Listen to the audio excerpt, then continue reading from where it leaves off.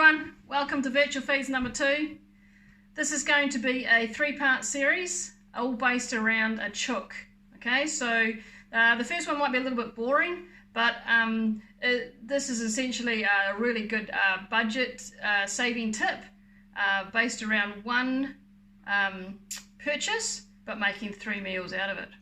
So to start with, I'll show you what I've purchased. I've purchased a free-range chicken, and it's already got stuffing and herbs and everything in it. This is really a cheat, but these things cost about, I don't know, $14, sometimes $16. I normally try and get them on special for about $12 and chuck them in the freezer, and then try and remember to pull them out in time to make dinner. So I can justify spending a bit more money on a free-range chicken because I'm going to roast this tonight for dinner, and I'll show you my roast gravy and a few other bits and bobs later on in this particular video. But tonight's dinner is not really an amazing showstopper, but I'll show you what I do with this for the next 2 nights. So once we've had a roast meal, the next night, bear in mind there is only 2 adults and 1 child in my family, so you might need a couple of these if you've got more mouths to feed. But then the next night I will pull the extra meat off this chicken, and I will make one of 4 things. I'll either make chicken lasagna, which you guys are not sure about, but it's yum. Chicken enchiladas, which is what I'm going to do tomorrow because I'm craving those. The other option would be I can smash up my chicken with some mayo and avocado, turn it into wraps or sandwiches. Or my 4th option that I often do is I use the extra chicken to make ridiculously yummy baked potatoes, which are definitely one of my faves. So that's for the 2nd meal of this particular chook. And then for the 3rd meal of this chook, part 3 of this series, I turn it into one delicious chicken soup, which is good for the soul. So part 1 is as simple as ripping the top off this, chucking it in my oven tray, whacking it in the oven, and I'll come back and I'll show you my gravy, my roast chicken gravy at the end of this. Okay, welcome back. I'm just about to create the gravy for the chicken. So I've pulled it out of the oven, and it's looking pretty yum. Just chucked in a few carrots to go with it because I love roast carrots. So all I've done is just put a bit of coconut oil and cumin on those carrots, and they'll be good. So I'm going to grab the bag. I'm going to cut the corner of the bag, and then I'm going to tip the juices into this pot. So I'll just do that. Hang on a sec. So yeah, just grabbing the bag. I just want to cut a little bit of a corner, not too big, because otherwise it goes everywhere. Tip it in. All those yummy juices. Let it drain. And that is what it looks like there. Now I'm going to chuck that on the stove just to bring it to the boil really quickly.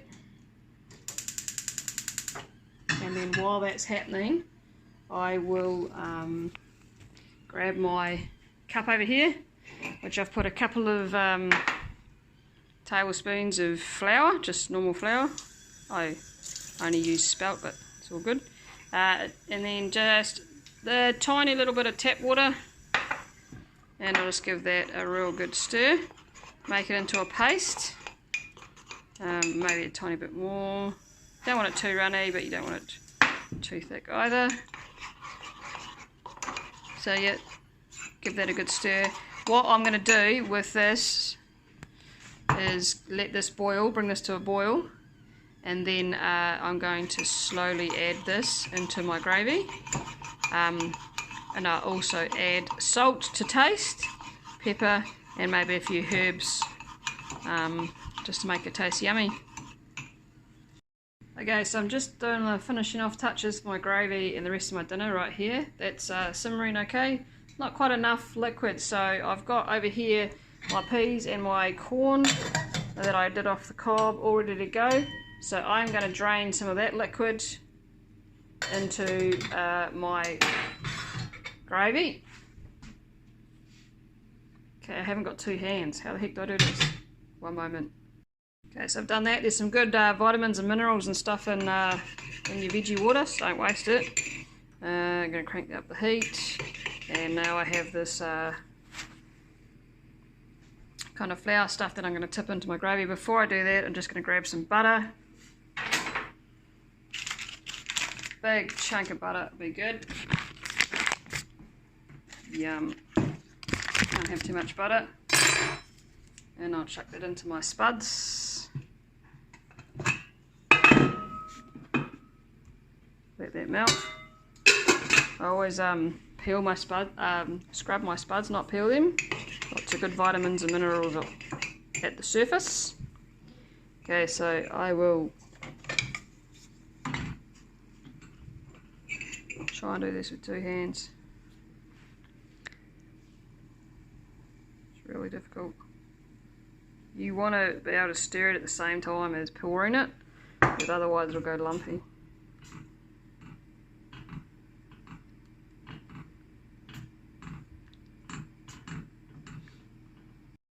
Okay, so last little bit here, I've just smashed my potatoes, give them a good smash and a good whipping. Added some milk. They look yum, taste good. My gravy's all there ready to go. Pulling my carrots out of the oven. Peas and corn ready to go. And I'll show you the finished plate in a second. Okay, so this is our finished meal. There's a chicken, carrots, peas, corn. And as you can see, we've actually got quite a lot of chicken left over, plus the carcass there, and potentially we could have seconds if we wanted to as well. And last finishing touch here is to grab the gravy and to tip that all over my dinner.